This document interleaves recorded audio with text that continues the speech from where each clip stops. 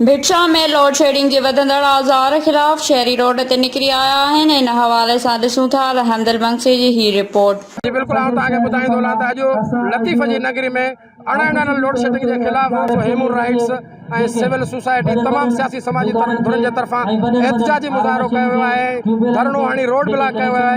इतने जो अगवान मौजूद हैं उन्हनि सां ॻाल्हि ॿोल कंदासीं त उन्हनि जो छा चवणु आहे। आज इन human rights protection and social justice यो मुतालबो किया है कि भिटशा की गैर लानिया लोड शेडिंग के ख़त्म किया वजे ऐं भिटशा जो जुल्म सियासी है वह ख़त्म कई वजे।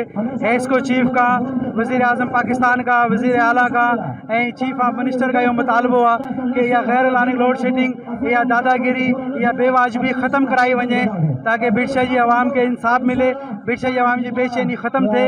अगर हेस्को चीफ या हेस्को जलमदारिन ते एहतजाज ते अमल नथा कन, कोई लाइमल काल नथा ॾियनि तो असां इंशाल्लाह नेशनल हाईवे बंद करे ऐं पंहिंजे जंग या भिटशा जे आवाम जी जंग, लोड शेडिंग जी जंग विड़ंदा रहंदासूं इंशाल्लाह। त भिटशा शहर जे अंदरि जेका हेस्को भिटशा आहे उन्हनि जी जेका बर्बरियत आहे, ज़ुल्म आहे, भिटशा शहरनि जे लाइ केतिरो नासुर बणिजी चुको आहे। असीं सभिनि ॻाल्हि खे बख़ूबी वाक़ुफ़ु आहियूं, सम्झूं था, पर ॻाल्हि इहा आहे त असां अॼु सभु हिते मुतहद थी करे अॼु ऐलान कियो आहे हेस्को भिटशा जे लाइ त महिरबानी करे इहो पंहिंजो क़बिलो दुरुस्त कनि त वेल एंड गुड, वरना ॿी सूरत में हीउ सॼो आवाम हिननि जी ऑफिस जी बि का करे सघे थी ऐं इहो सॼो आवाम भिटशा शहर जे हाईवे जेका आहे उहा बंदि करे सघे थी। ऐं असां इहो हुकूमत वक़्त खां मुतालबो था कयूं त जेके गैर ऐलानिया लोड शेडिंग कनि था पिया उहो कहिड़े खाते में था कनि त तव्हांजी मन मसी अगर बंद न थी त असांजा हथ बि खुलियल आहिनि, इंशाअल्लाह ताला दमादम मस्कल न थींदो। भई अॼु जी जेका रैली ऐं धरणो आहे सिर्फ़ु आबदारनि जे ख़िलाफ़ आहे त भिटशा शहर सां जेका नाइंसाफ़ी आहे इहा बंदि कई वञे। जेका हथरादू लोड शेडिंग आहे असां इन जेका ज़ुल्म ॾियनि था इन जे असां ख़िलाफ़ जेको आहे धरणो आयो आहे। असां जेके हितां जा चूंडियल MP MLA इन तक जा ऐं जेके शाह अब्दुल लतीफ़ भेटाई जो गादी नशीन आहे असां उन्हनि खे बि हथ बंधी अर्ज़ु कंदासीं ख़ुदा इन मसइले ते जेका नोटिस वठनि ऐं भिटशा जे शहर सां जेका नाइंसाफ़ी आहे, ज़ुल्म आहे, इहा ज़ाती बंदि कई वञे।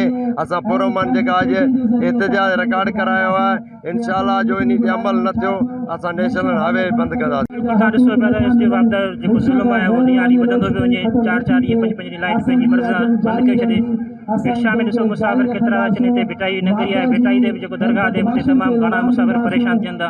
दरगाह में अंदरि वञ त ऊंदा गर्मी लॻी पई आहे, राति जो बि शहर सॼो ऊंदाहि में लॻो पिया, चोरनि खे बत्ती मिलंदी चोरी चोर पिया कनि। इन करे जेको आहे सो असां हीअं आवाम जे लाइ ॿाहिरि निकिता एॾो वॾो ज़ुल्म, इन ज़ुल्म जे ख़िलाफ़ नेठ असां सही अॼु नेठ इहो निकितासीं रोडनि ते त जेको आहे सो असां सां ज़ुल्म बंदि कयो वञे, भिटशा जे आवाम सां ज़ुल्म बंदि कयो वञे ऐं जेको आहे सो लाइट जी सही नमूने फराहमी कई वञे जीअं आवाम सुख जो साथ थी सघे।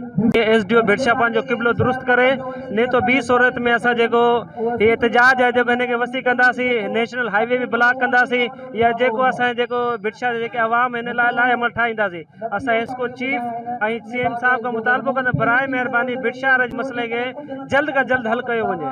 जी बिल्कुल तव्हां जो ॻाल्हियूं चवणो हो त जेकॾहिं असांजा ही जाइज़ मुतालबा न मञा विया त असां नेशनल हाईवे बंदि कंदासीं। जेतिरे ताईं भिटशा शहर जी लोड शेडिंग ख़त्म नथी कई वञे तेतिरे ताईं सुख जो साह रखंदासीं। कैमरामैन टीम सां गॾु रहमदिल बंसी, जीवन न्यूज़ भिटशा।